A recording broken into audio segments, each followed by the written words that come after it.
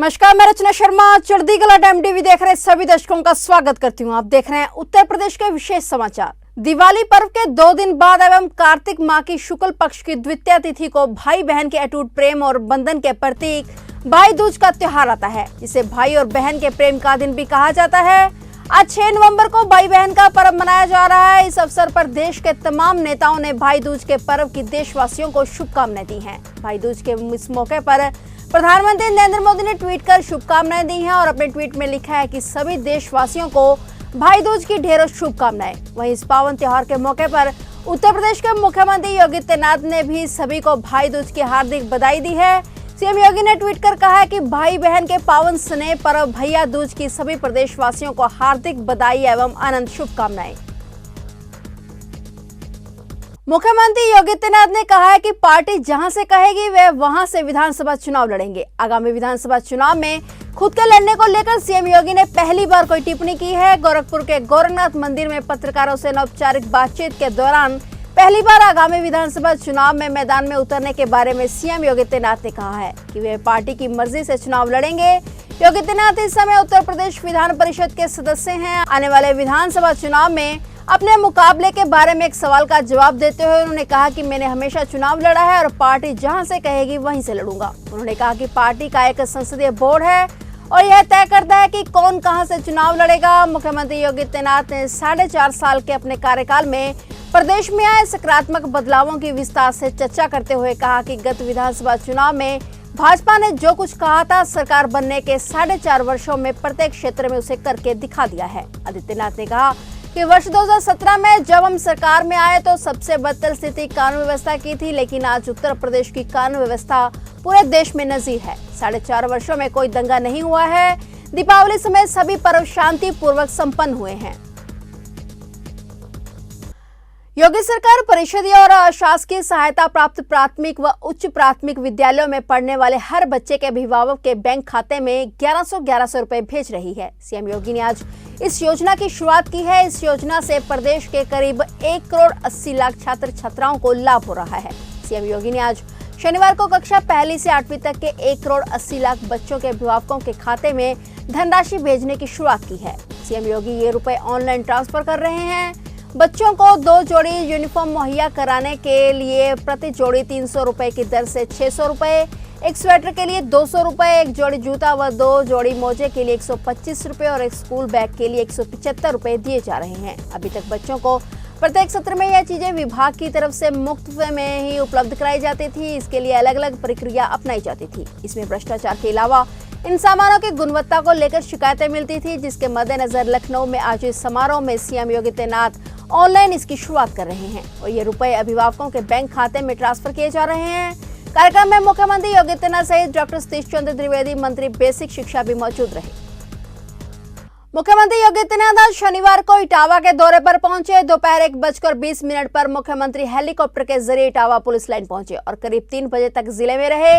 मुख्यमंत्री योगी आदित्यनाथ का यह दौरा 2022 विधानसभा चुनाव के मद्देनजर शंखनाद के तौर पर देखा गया है। मुख्यमंत्री के दौरे में इटावा के लोगों को बड़ा तोहफा मिला है। सीएम योगी ने आज अखिलेश यादव के शासनकाल में करीब 3.25 अरब रुपए से बनानी शुरू की गई मॉडल जेल का उद्घाटन किया और अब यूपी सरकार ने इस जेल को केंद्रीय जेल के तौर पर तब्दील कर दिया है। इस दौरान सीएम योगी ने नुमाइश पंडाल में आयोजित सभा को भी संबोधित किया। मुख्यमंत्री ने राज्य सरकार की विभिन्न योजनाओं से जुड़े 100 के लगभग लाभार्थियों को भी सम्मानित किया। सीएम ने इटावा जिला कारागार का निरीक्षण किया और उसके बाद जिला कारागार के उद्घाटन के बाद विभिन्न परियोजनाओं का लोकार्पण शिलान्यास किया।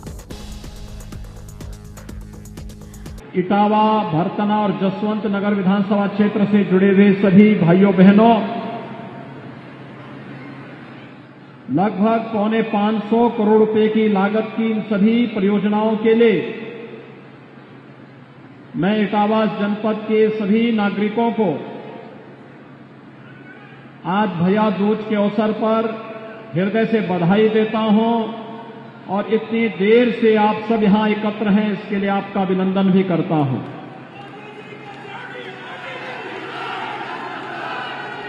भाइयों बहनों, विकास की इन परियोजनाओं के माध्यम से जिसमें लोकार्पण की योजनाएं 454 करोड़ 22 लाख रुपए से अधिक की हैं और 21 परियोजनाएं हैं। 10 शिलान्यास की भी परियोजनाओं का आज यहां पर एक साथ यह कार्यक्रम आयोजित हो रहा है। भाइयों बहनों, विकास की ये परियोजनाएं केवल भारतीय जनता पार्टी के समय ही होता है कि हम शिलान्यास भी करते हैं और उद्घाटन भी करते हैं। जब नीयत साफ नहीं होती, बेईमानी और भ्रष्टाचार सिर चढ़ करके बोलता है, अगर धोखे से सत्ता मिल ही गई तो वह व्यक्ति भले ही शिलान्यास कर ले, लेकिन जनता उसे लोकार्पण करने लायक नहीं बनाती है। लेकिन आज से 3 वर्ष पहले जिन परियोजनाओं का हमने शिलान्यास किया था, आज उनका लोकार्पण करने के लिए फिर मैं 3 वर्ष के बाद आपके बीच में यहां पर उपस्थित हुआ हूं। बीच बीच में हमारे सांसद जी, विधायक जी, अन्य मंत्रीगण इन कार्यक्रमों के लोकार्पण और शिलान्यास कार्यक्रम के साथ आपके साथ जुड़ते हैं। और आज का दिन तो इटावा के लिए, मैनपुरी के लिए, औरैया के लिए और आसपास के जनपदों के लिए अत्यंत महत्वपूर्ण दिन है। दीपावली के बाद भाई मिलन के, भाई और बहन के मिलन का प्रमुख आयोजन भैया दूज का भी आज पावन पर्व है। लगातार पर्व और त्योहारों की परंपरा धनतेरस से प्रारंभ होती है। छोटी दीपावली के दिन अयोध्या में आपने देखा होगा, जिस अयोध्या में पहले जाने से लोग डरते थे और जिस अयोध्या में राम भक्तों पर गोलियां चलाई जाती थी, आज उस अयोध्या में लाखों लाख दीपक चमक रहे हैं और अयोध्या की दीपावली दुनिया की सबसे अच्छी दीपावली बन गई है। दीपावली का आयोजन आप सबने मनाया होगा। कल गोवर्धन पूजा थी और आज भैया दूज का कार्यक्रम, इसके बाद गोपाष्टमी, फिर 15 नवंबर को देवोत्थान एकादशी। अनेक प्रकार के आयोजन और पर्व और त्योहारों के साथ हम सब जुड़ते हैं। लेकिन जब इस शुभ मुहूर्त में लोक कल्याण की, आम जन के विकास से जुड़ी हुई परियोजनाएं आगे बढ़ती हैं, तो भाइयों बहनों, इसका लोक जीवन में, प्रत्येक नागरिक के जीवन में कई गुना लाभ देखने को मिलता है। और इसलिए शुभ मुहूर्त में शिलान्यास भी होता है, शुभ मुहूर्त में लोकार्पण भी होता है। और लोकार्पण और शिलान्यास का एक कार्यक्रम भारतीय जनता पार्टी शिलान्यास भी करती है तो लोकार्पण भी करती है। यह कार्यक्रम उसी उद्देश्य से आज भैया दूज के अवसर पर आप सबको बधाई देने, आपका अभिनंदन करने और इतनी ढेर सारी परियोजनाओं का सौगात इटावा जनपद वासियों को देने के लिए ही मैं आपके बीच में यहां पर उपस्थित हुआ हूं। भाइयों बहनों, वर्तमान में पूरा देश और पूरी दुनिया कोरोना महामारी का सामना कर रही है। आप याद करिए, कोरोना के दौरान भी मैं आपके जिले में 2-2 बार आया था व्यवस्था देखने के लिए। हमारे दोनों विधायक, हमारे माननीय सांसद पूरी मेहनत से जिला प्रशासन के साथ, हेल्थ वर्कर्स के साथ, कोरोना वॉरियर्स के साथ मिलकर के पूरी ईमानदारी के साथ जनता जनार्दन की सेवा कर रही थी। लेकिन दूसरे दलों के लोग होम आइसोलेशन में थे। होम आइसोलेशन में जो आपके संकट के समय में घर में बैठ करके दुबक जाए, तो चुनाव में भी उनको घर में ही दुब के रहने की आवश्यकता है, उनको घर में ही दुबका देना। जो आपके संकट में नहीं खड़ा हो सकते हैं, आपके दुख में सहभागी नहीं हो सकते, उनको वक्त आने पर उसी प्रकार से जवाब दिए जाने की आवश्यकता है जैसे वे लोग आपके संकट के समय में घर तक सीमित थे, ट्विटर तक सीमित थे। उनसे कहना कि बबुआ ये ट्विटर ही वोट भी दे देगा। मुख्यमंत्री योगी आदित्यनाथ शनिवार को इटावा से पहले औरैया के दौरे पर भी पहुंचे। सीएम आज सुबह एक और मुख्यालयों पर आयोजित कार्यक्रम में पहुंचे और इस दौरान सीएम योगी ने राजकीय मेडिकल कॉलेज औरैया का शिलान्यास किया। यह मेडिकल कॉलेज 280 करोड़ की लागत से बनाया जाएगा। आज सीएम योगी ने 109 करोड़ की लागत से तैयार 12 परियोजनाओं का लोकार्पण किया और लोकार्पण के बाद जनता को संबोधित भी किया। आज के इस कार्यक्रम में उपस्थित भारतीय जनता पार्टी से जुड़े हुए सभी पदाधिकारीगण और इस पावन पर्व पर व्यक्तिगत और पारिवारिक व्यस्तता के बावजूद औरैया जनपद का विकास हो, इस भाव के साथ इतने भारी पैमाने पर आज यहां पर उपस्थित सभी औरैया जनपद से जुड़े हुए भाइयों बहनों, दीपावली और भैया दूज की हार्दिक बधाई आप सबको देते हुए मैं आपका अभिनंदन करता हूं। मेरे लिए यह अत्यंत आनंद और आह्लादकारी क्षण है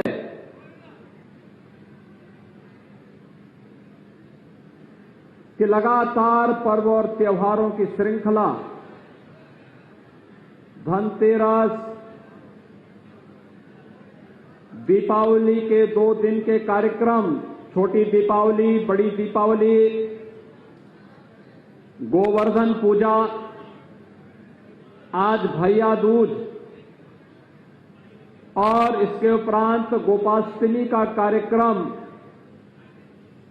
पूर्वी उत्तर प्रदेश और बिहार में छठ का भी आयोजन होता है, भव्य आयोजन होता है। इन सभी आयोजनों के साथ साथ हम अपने धार्मिक और आध्यात्मिक कार्यक्रमों को भी संपन्न कर रहे हैं, लेकिन साथ साथ विकास की परियोजनाओं को भी तेजी के साथ आगे बढ़ाने का कार्य कर रहे हैं। विकास के सभी परियोजनाएं आप सबके लिए मंगलदायी हो, इस विश्वास के साथ आज हम सब इस औरैया जनपद में आए हैं। एक साथ आपके इस जनपद में लगभग 450 करोड़ रुपए से अधिक की परियोजनाओं का लोकार्पण और शिलान्यास का जो कार्यक्रम हो रहा है, इसके लिए मैं आप सबको हृदय से बधाई देता हूं। दीपावली और भैया दूज की हृदय से बधाई और शुभकामना देते हुए आप सबका मैं अभिनंदन करता हूं।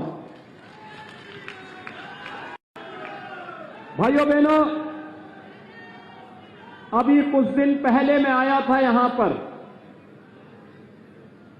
राजस्थान से जब भारी पैमाने पर चंबल नदी में पानी छोड़ा गया था,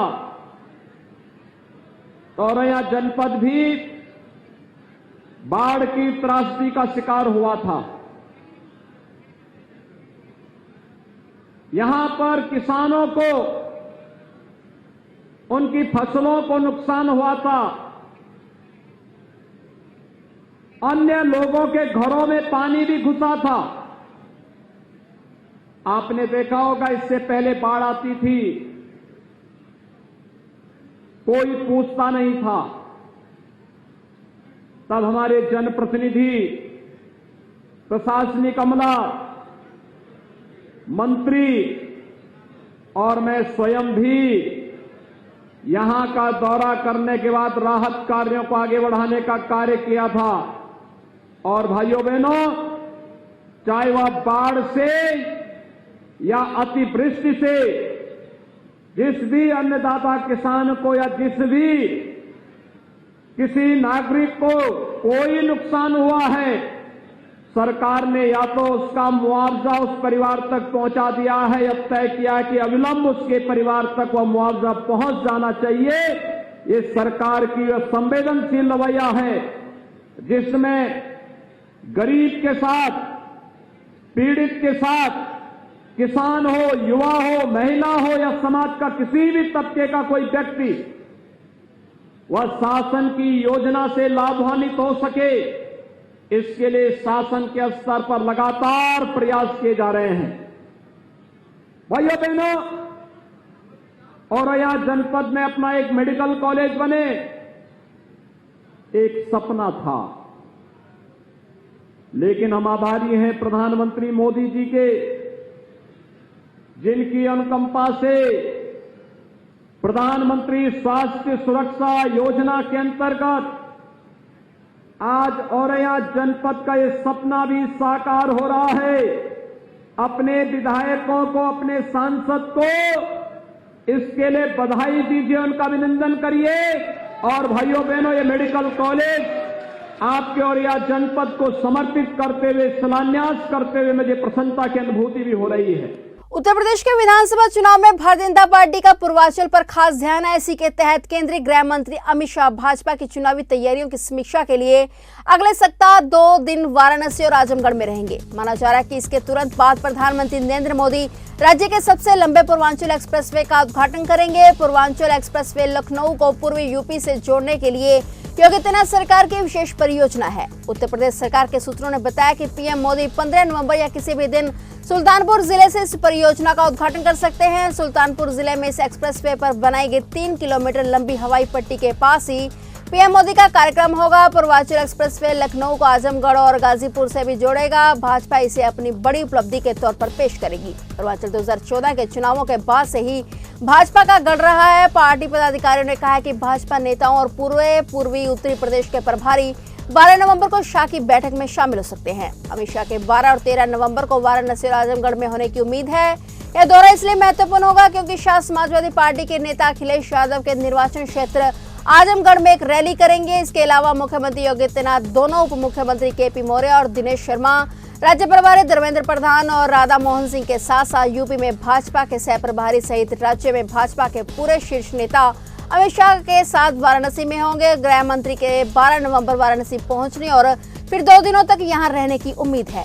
गृह मंत्री अमित शाह 13 नवंबर को वाराणसी में पहली बार अखिल भारतीय राजभाषा सम्मेलन की अध्यक्षता करेंगे और उसी दिन आजमगढ़ में एक विश्वविद्यालय की आधारशिला रखेंगे। यहां वह एक आम सभा भी करेंगे और पूर्वी उत्तर प्रदेश में पार्टी की रणनीति को लेकर 12 नवंबर को शाह वाराणसी में भाजपा नेताओं के साथ विचार मंथन सत्र में भी हिस्सा ले सकते हैं।